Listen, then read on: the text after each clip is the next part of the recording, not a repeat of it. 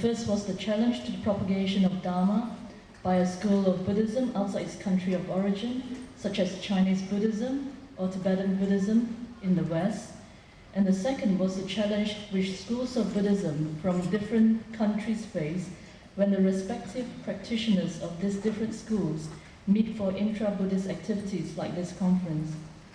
I will be drawing on some literature to shed some light on these issues in general and use my experience of cross-cultural communication to bring it to life for you. What do you think these two children are doing? Learning about the world of the rabbit and why it is different from them. We don't have any assumptions about the world at birth. We learn how to survive through observing the world around us. Children learn very quickly because they have immense curiosity about everything around them. To be successful at cross-cultural communication, one of the keys is to recapture our childhood curiosity and learn about the world through the perspective of others from a different culture. Do we need an understanding of cross-cultural communication? When I mentioned to a friend that I was going to talk about cross-cultural communication, he said, "Why don't you just use English?" Well, he was right to a certain extent, as having a common language does help, as what we're doing in this conference, but that's not really enough. Last year, I had the opportunity to work and study in Fo Guangshan's temple in Taiwan, and one of my colleagues was a young American.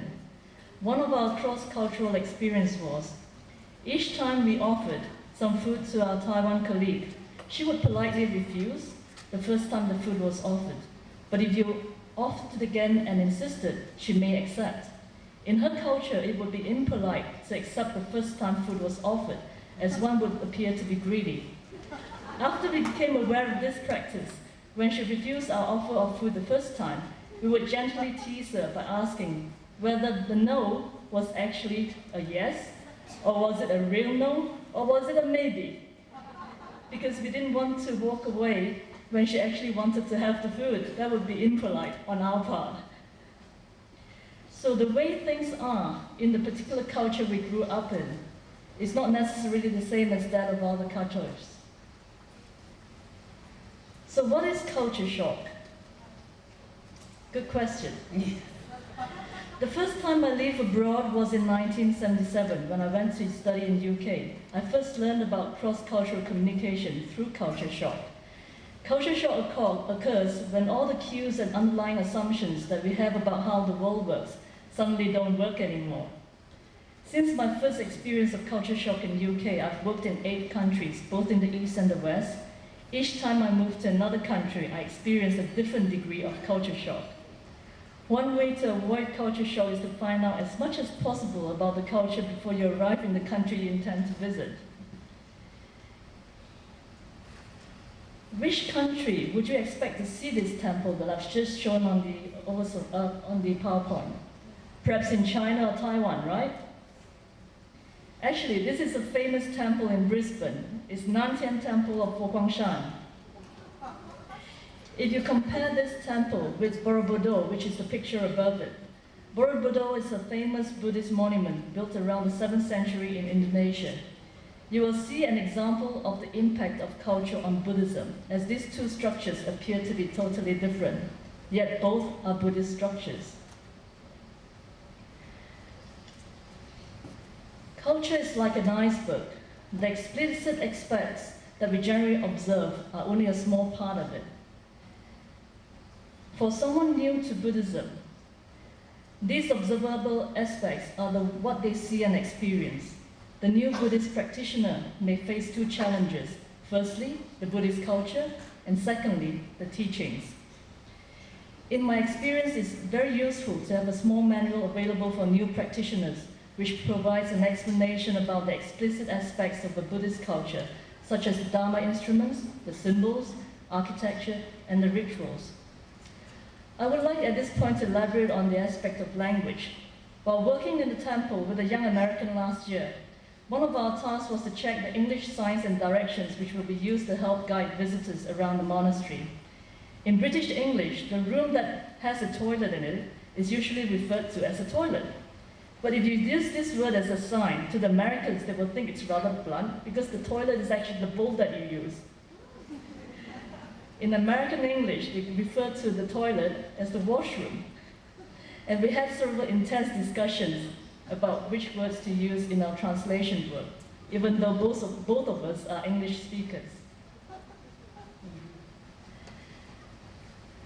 The implicit aspects of culture which lie beneath the surface are norms, values, and basic assumptions about existence.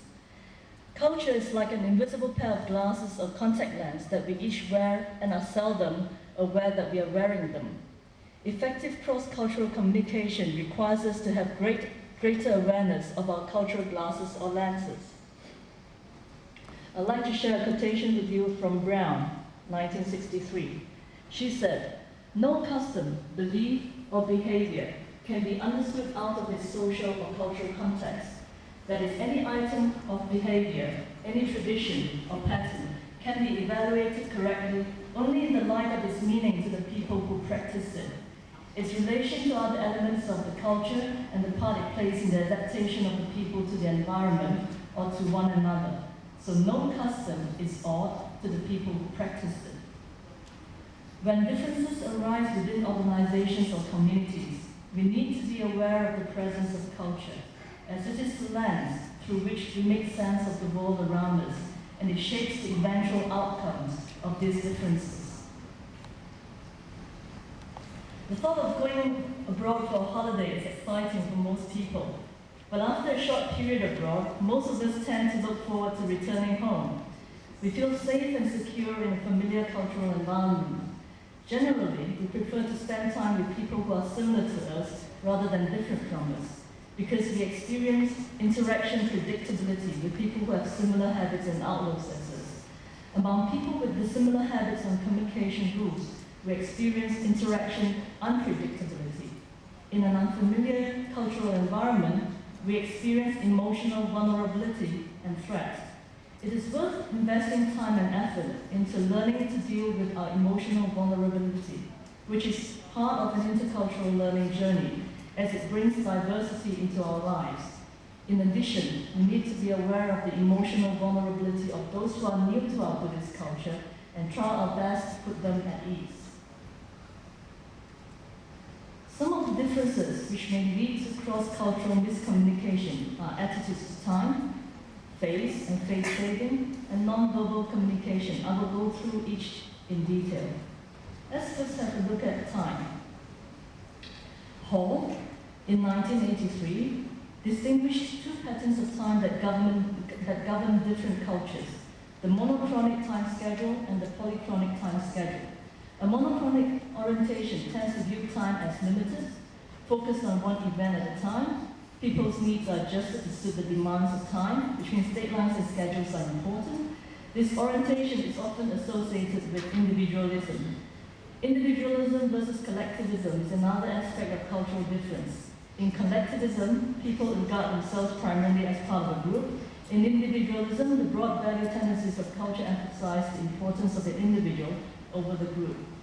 A polychronic orientation tends to have a view that more time is always available. It is not necessary to finish one thing before starting another. Time is the servant and tool of people. This orientation is often associated with collectivism. In a multicultural environment, we need to strike a balance between these two time orientations. In a culture where time agreed for a meeting may be approximate, but in the other it is precise and can be arranged, this can lead to conflict. The time allocated to complete a task may be vitally important in one culture, but in the other culture it's merely a guide. From these examples, you can see the potential conflict that may arise. During this conference, I observed an incident where the Asian orientation to handle discussions on two different topics with different people at the same time caused frustration for a Westerner who required the attention from the individual on her issue alone, and she felt that the Asian behavior was very impolite.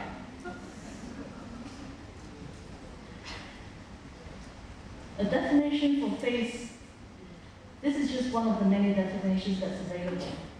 It's the negotiated public image mutually granted each other by participants in communication. This definition includes ideas of status, power, courtesy, insider and outsider relations, humor, and respect. According to Ting Tomi, face is a vulnerable identity resource in social interaction because it can be threatened, enhanced, undermined, and bargained over. While the concept of face is a universal phenomenon, we communicate this aspect differently across different cultures. If I see myself as a self-determined individual, then face has to do with preserving my image with others and myself. I can and should exert control in situations to achieve this goal, taking a competitive stance in negotiations or confronting someone who I perceive to have wronged me. The dynamics from a collectivist perspective is that as a group member, the considerations about face involve the group. Direct confrontation or problem solving with others may reflect poorly on the group or disturb overall community harmony. Although people in all cultures desire identity respect in the communication process, what constitutes the proper way to show respect and consideration for face varies from one culture to the next. My personal experience is that my style of working fits well into a German organization. My former bosses perceive me as an effective, efficient, decisive, and goal-oriented person. In contrast, within the Asian community, the perception is that I am too direct in my approach and do not show sufficient respect for the elders. So in a multicultural environment like this conference, we need to be sensitive about face and face savings in our interactions. Le Baron, the quotation from him, we tend to look for non-verbal cues when verbal messages are unclear or ambiguous, and such situations are more likely to exist across cultures, especially when different languages are being used. Research has shown that some elements of non-verbal communication are consistent across cultures, such as the emotions of happiness, anger, fear, sadness, and disgust. However, it's important to realize that the differences arise with respect to which emotions are acceptable is displayed in various cultural settings differently. A non-verbal message could create intercultural friction and confusion, and can mean different things to different people in different cultures. Multiple non-verbal cues are sent in each interaction, creating interpretive ambiguities. Personality, gender, relation, distance, and socio-economic status and situation creates variations of non-verbal display patterns in different culture. I'm trying to rush here. I think that's only 1 more minute. Okay, perhaps I'll just run on to the keys to communicating effectively. Basically, we need to be tolerant, patient, and particularly attentive. We need to know whether they are listening well, are we listening well in response. When using a second language, do the response show that they understand the words and the meanings behind the words used? Is the mood positive and receptive? Is there trust between us and them? Are there differences, divergent goals or interests, or fundamentally different ways of seeing the world? To develop a quality intercultural interpersonal relationship, communicators need to integrate knowledge and skills and practice mindfulness in their communication process. In mindless communication, we are consumed by either our habits, reactive defense emotions, or biased ethnocentric cognitions. So this means taking off our own cultural glasses and trying to wear someone else's. Those of us who wear glasses know how uncomfortable this could be, but the rewards from a cross-cultural perspective makes the effort worthwhile. Thank you.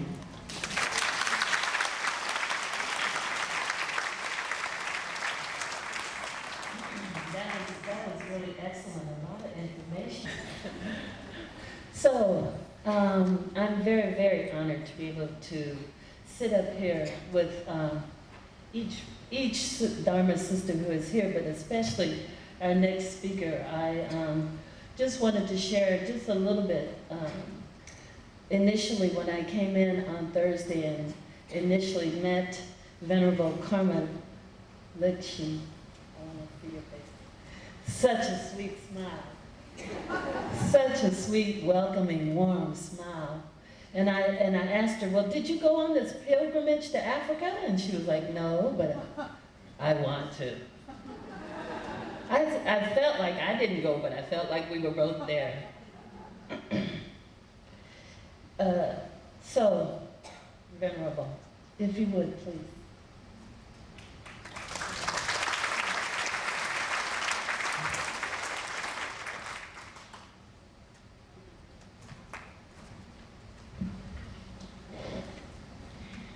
Good afternoon.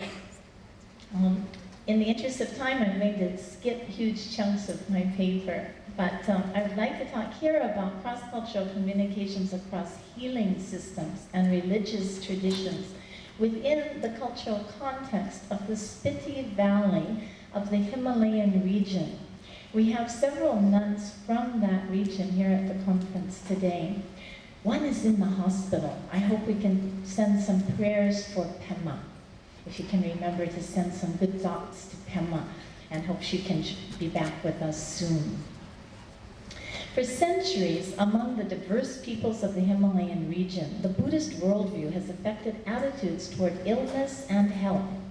The Tibetan medical system, tantric ritual practices, and Buddhist practices for the accumulation of merit remain the primary resources for achieving physical and mental well-being.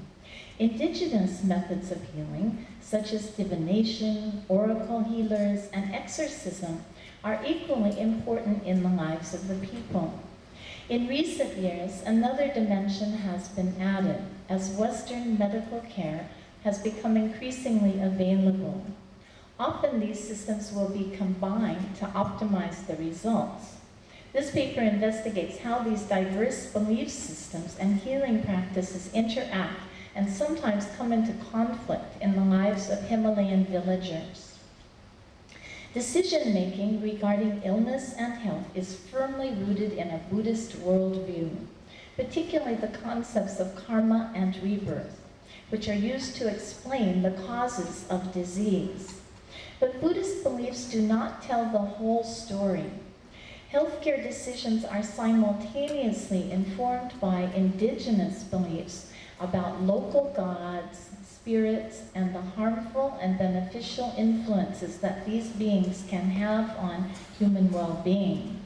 In addition to Tibetan herbal medicines, Western allopathic pharmaceuticals, and homeopathic and Ayurvedic remedies, villagers in the Himalayan region also rely on shamanic healing rituals. This study takes as its focus the case of a young girl at Yangchen Chiling Monastery in the Spiti Valley who was afflicted by violent seizures. The seizures were diagnosed differently by practitioners of 3 different systems. A visiting German medical doctor diagnosed her condition as epilepsy. A Tibetan doctor diagnosed it as a disorder of the heart and nervous system. And Buddhist tantric practitioner diagnosed it as the result of a curse on the girl's family home. These different diagnoses from these different professionals are a rich source of material for understanding the tensions that arise as indigenous cultures come into contact with modern medicine. When Buddhism was first introduced into the Himalayan region, during the 8th century, instead of banishing or putting down the indigenous beliefs and practices, locals can clearly distinguish between sutras and tantras. These categories emerge in the popular mind.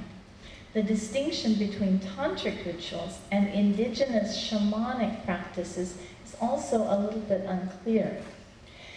Buddhist cultures are typically congenial toward local gods and spirits, conscripting them in the service of the Buddha Dharma. Villagers speak of age-old contract agreements with protective deities who may protect specific families, natural sites, especially springs, or entire villages. Himalayan people treat these deities with respect, sometimes mixed with veneration, awe, and fear, in hopes that these deities will give blessings and good fortune to those under their protection. If the deities are pleased, they respond by imparting health, happiness, and prosperity to the family or community. But if they are neglected, offended, or receive insufficient offerings, they may also neglect or harm their people. You often hear a mother say, "Don't go shishi there," and right? If you urinate on a spring, a water spot, that is the home of a naga, And if a little kid dies, you often hear the mother say, "I told him not to go shishi there." Yeah. One day in July 2003, when I visited Yangchen Chiling Monastery, Tsering, the leader of the women's dance troupe, asked my help. She was deeply concerned about Kelsang, a 12-year-old nun who had come the year before to the monastery. When I first met Kelsang, she was a very naughty little girl. She was very curious, but also a bit too lively, and I had some doubt about her future career as a nun. She continually appeared at my door with another well-behaved little girl in tow. And these were 2 little girls among 12 that wanted to become nuns. To divert their attention from my video equipment, I asked them if they knew how to do prostrations. Oh, they were very happy to perform prostrations, and they would giggle and have a good time. Now, the following summer, Tsering explained that Kelsang had been suffering from violent seizures for many months. The attacks became more serious and more frequent over time. From the beginning of the attacks, the nuns at Yangchen Shuling had done many Buddhist prayers and performed many tantric rituals in hopes of alleviating the girl's suffering. They had also taken her to see Tashi, a local MG, with a highly qualified traditional Tibetan medical practitioner. He diagnosed her condition and gave her herbal medicines. When we visited him later, we also told him that Tanya, a visiting German doctor, thought that Kelsang was suffering from epilepsy, but he did not agree with the Western medical diagnosis. Tsering came to ask me for help because the girl's mother was a hopeless alcoholic, her father was dead, the family was destitute with only a small bag of barley flour to eat. Because the mother was drunk much of the time, the girl did not receive proper care. So the villagers had placed her at Yangchen Chiling Monastery, and she had been living there under the care and loving attention of the nuns. So I agreed to help and decided we would send a jeep to the village to get the girl and bring her back so I could see her condition. So the nun who went to fetch her is called Chichim, after the village. That's her nickname, right? So they went and brought her back to the monastery. The nuns had done everything they could think of to help her. They used the Tibetan medical treatment, they were reading Buddhist sutras, they were reciting prayers, they were performing tantric rituals. But as Kelsang's condition worsened, they even began to do these prayers every day for her. So the next evening, she had arrived at the monastery. And as we sat around the fire in the kitchen, I could see that she was in big trouble. She looked terrified. She kept looking at her hands because that's where the seizures, the attacks would begin, and she was terrified. Her eyes kept staring at her hands, and she didn't speak, she didn't eat, she didn't smile, and this was such a complete contrast to her personality of the year before. So Tanya, the German doctor, came in, and she insisted that we send the girl to the local hospital in Kaza, about a 2-hour drive away, and get a checkup. The next day, the hospital staff diagnosed her with epilepsy and started giving her a series of injections of very strong medications for the seizures. They said that it improved a little bit, but she still was not able to communicate, she was not able to eat or do anything on her own, so the 2 nuns stayed with her. Now we were sitting in the village and we thought, what should we do? Should we rely on the local medicine? Should we rely on the Western medicine? Should we do tantric rituals? What is the best course of action? So we decided to get a divination. And as we looked across the table, we realized that we were sitting in the home of the very best person to give the divination. Lama Sarlo said that the problem was that the villagers from Chichim often went to do trading with the traders from Tibet, and they would exchange horses and carpets and manufactured goods from India. Sometimes they would cheat each other. Now, if they cheated each other, the other party was likely to put a curse on the other one. And he felt that there was something wrong in the girl's family home. And from his divination, they throw the dice and they look in a book. And the book has the key on how to address the situation. Very convenient. He said that there were some items related to horses in the girl's house, and they were causing the problem. So we sent him off to the village to try to find these items. I thought, well, let's try it. We were ready to try anything. When he got to Chichen village, the villagers laughed and said, what are you going to find in that house? There's not even anything to eat there. But when he looked around the house, sure enough, in the corner of the room, he found a bit and like the stirrups of a horse. And he threw them out of the house. And meanwhile, at the exact time, 6 hours away in the hospital, the little girl sat up, started to talk, started to eat, and showed marked improvement. The villagers were so surprised. They immediately started to invite him to come to their houses to check and see whether there were any cursed items in their house too. So what we see from this is the experience of the young nun Kelsang is a useful case study to show how the confluence of healing traditions in the Himalayan region, Buddhist contemplative practices, tantric rituals, and shamanic healing rituals can be used effectively in combination with Tibetan herbal medicines, Western allopathic medications, homeopathic remedies, and Ayurvedic remedies. This richness of available healing methods gives villagers a variety of alternative healing options rooted in ancient Buddhist, pre-Buddhist, and Western scientific worldviews.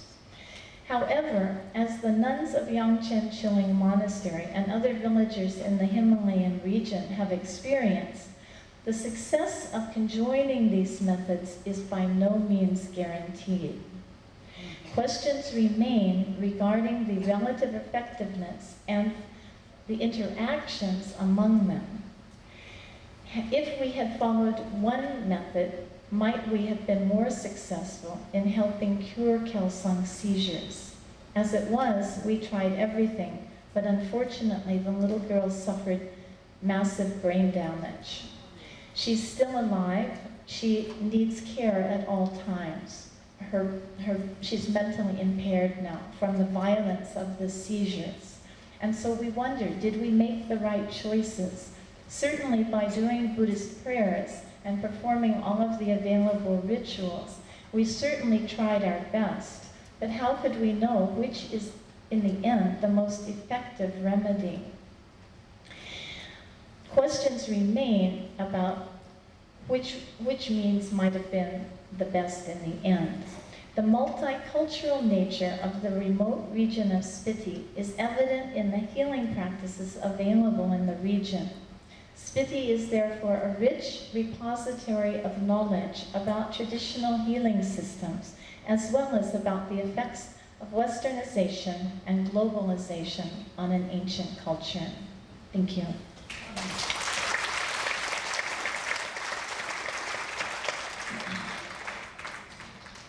Thank you very much. Yeah, as I'm sitting here, I am deeply touched, and it feels like, how do we find the middle way? What is the middle way? And do we have to choose one or the other?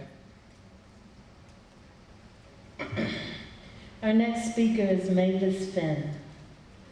Mavis is an assistant professor in the Department of Religious Studies, University of Waterloo, St. Paul's College, Canada. Her current research is on Buddhist women in Canada and Buddhist students at university. Her most recent published articles include Buddhadanta Sutta, Tradition and Intention, and Buddhist diversity in Ontario. Welcome, Mavis.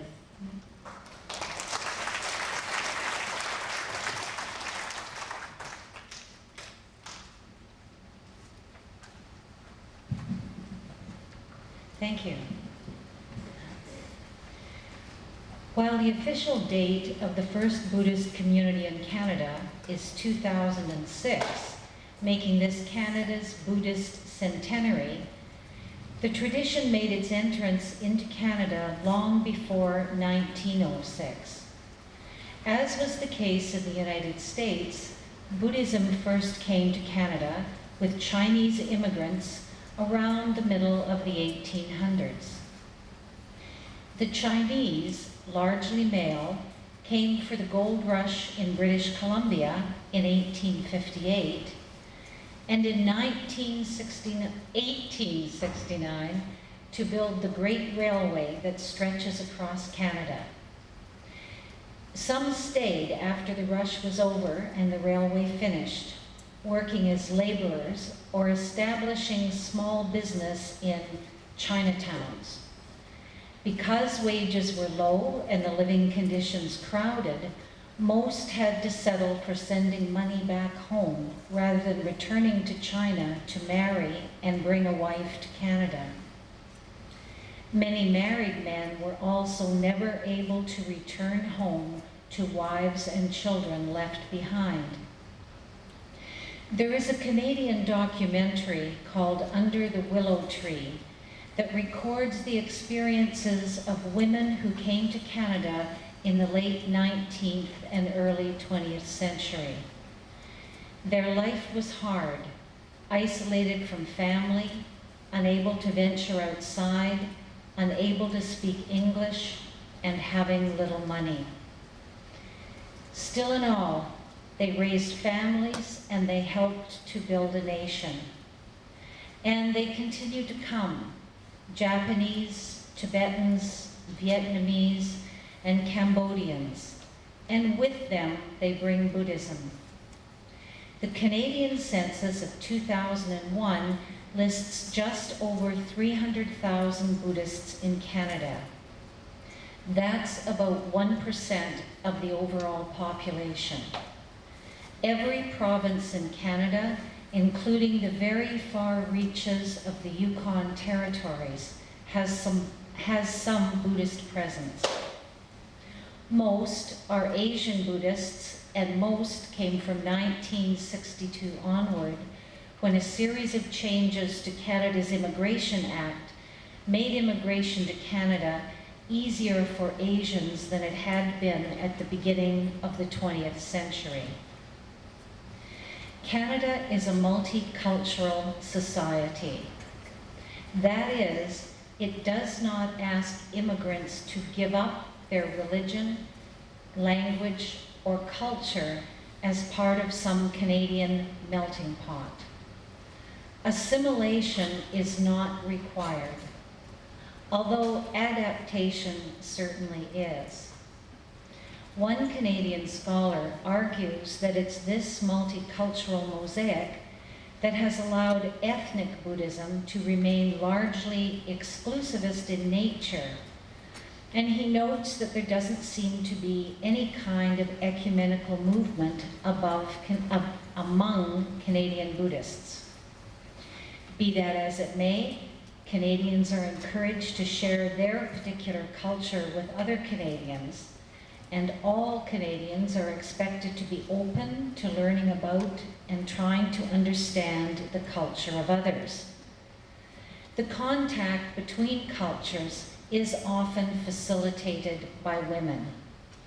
Women play an important role in immigrant communities. Indeed, they often play a broader and more public role in Canada than they have in their country of origin.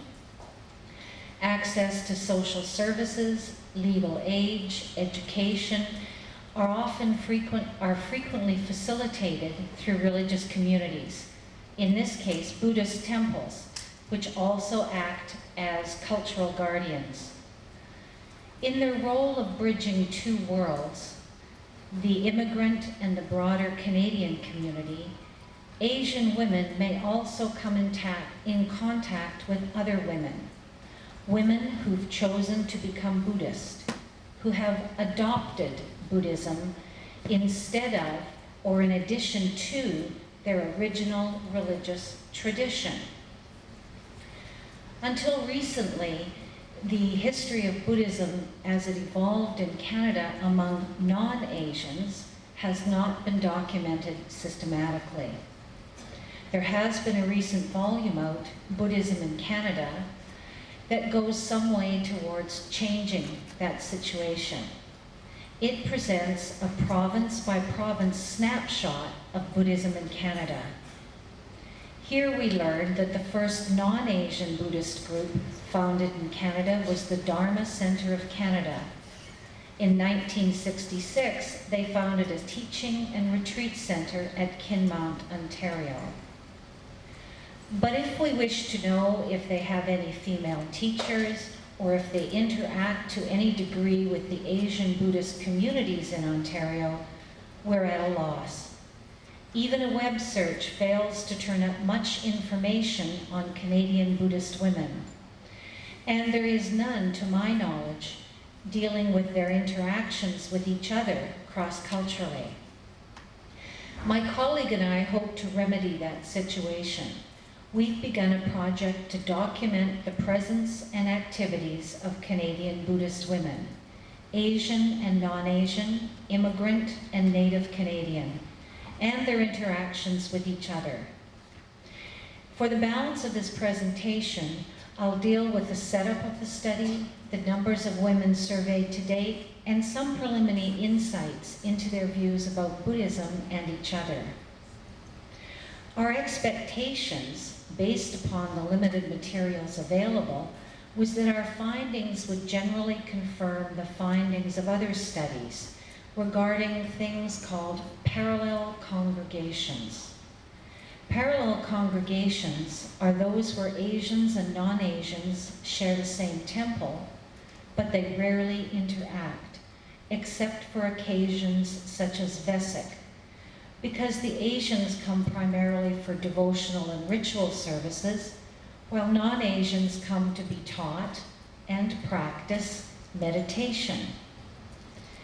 We also expected to discover tensions between Asian Buddhists and non-Asian Buddhists regarding the type of Buddhism each community practices. One scholar has summed up those tensions by stating that Asians express the concern that Westerns are just dabbling with the Buddhist tradition, while Westerners often comment that Asian practice is culture-bound. While both Asians and non-Asians do comment that Asian practice is a more communal style of Buddhism, my research to date does not support the use of loaded terms like the terms above. Further, while I think there's a certain truth to comments about exclusivity in Asian Buddhist communities, I think that comment also needs some clarification. My research to date indicates that Asian Buddhists do not necessarily reach out to non-Asian Canadian Buddhists religiously because they expect that non-Asian practice will be necessarily different from theirs because of the differences in culture. In short, Asian Buddhists have a far more sophisticated understanding of the cultural component of Buddhism than they have been given credit for. Whether or not this attitude is general within the Asian community has yet to be established. And if so, is that attitude related to Canada's policy of multiculturalism? That it might be is suggested by my consideration of the role language plays in Asian, non-Asian communication. My limited experience is that Asian Buddhist communities are quite effective in providing information about their beliefs and practice to non-Asians through the conscious and systematic use of translators from within the community. It's also my experience that this provision of information is not done for conversion purposes, but in order to make their religion understandable and acceptable to mainstream Canadians. This desire for understanding and acceptance is also visible in Asian Buddhist participation in multicultural and multi-religious festivals and presentations with the broader community in which they live. Our intent is to follow the pattern established in the book I mentioned, Buddhism in Canada. We intend to survey and interview women from every province.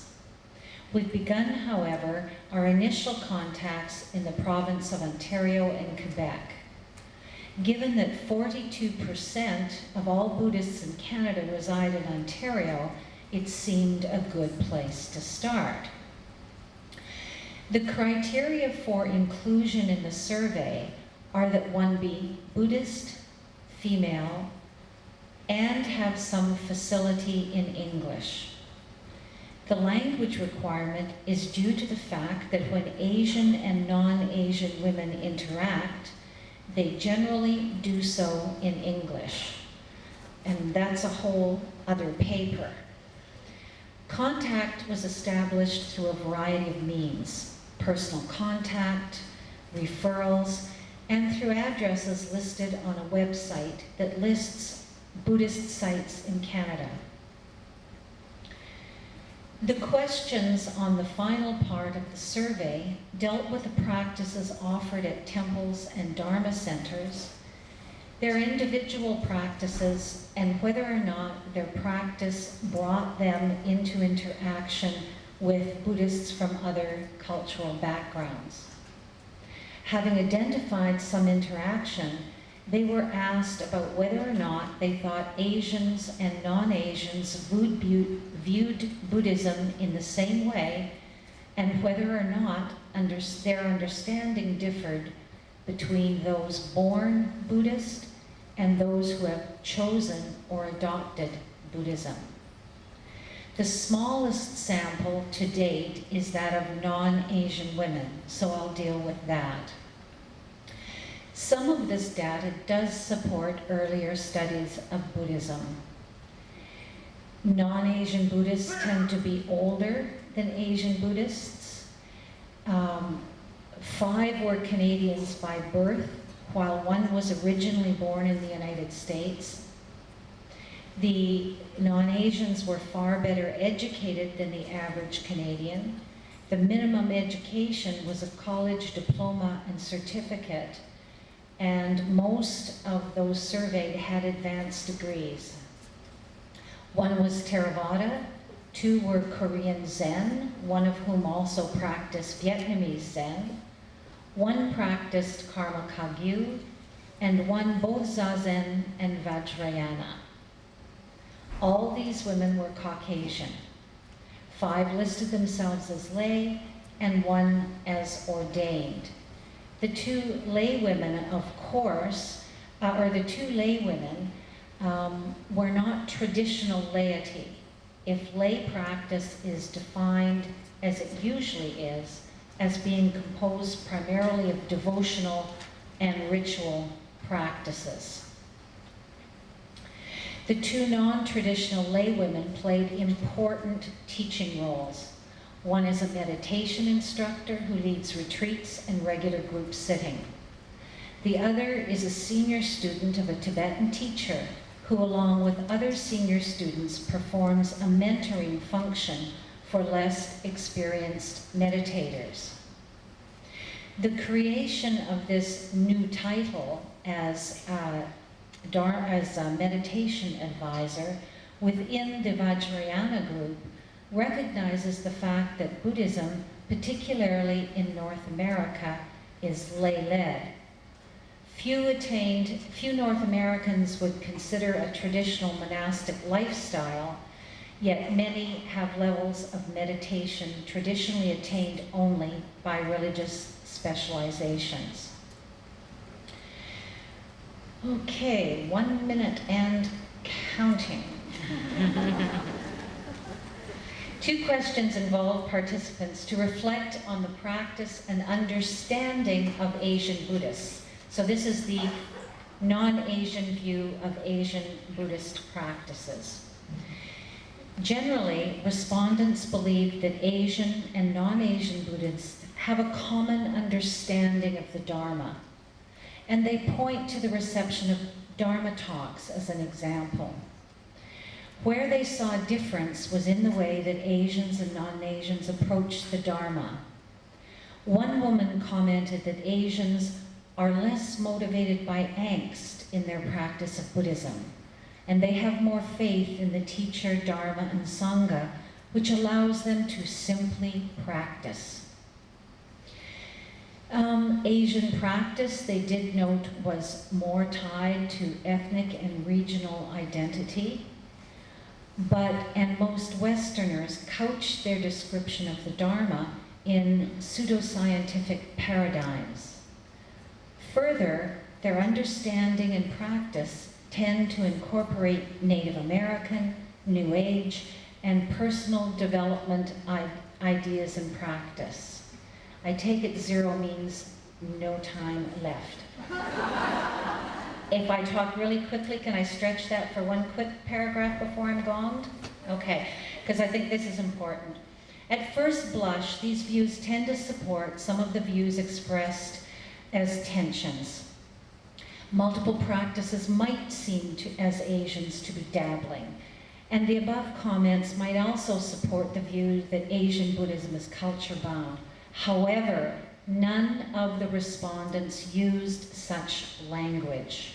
All felt that the variation in Buddhist practice was just that, variation based upon background. The overall view of all respondents was encapsulated by the respondent who noted that both ways were culturally different, but good. Thank you.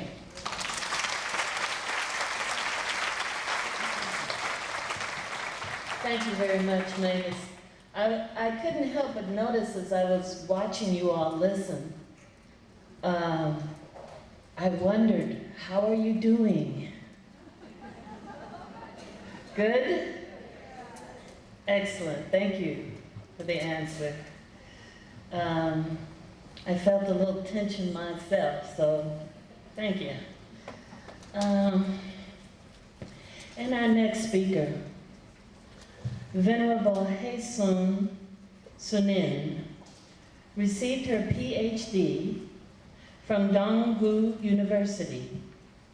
Her thesis is on one mindful thought and sun practice.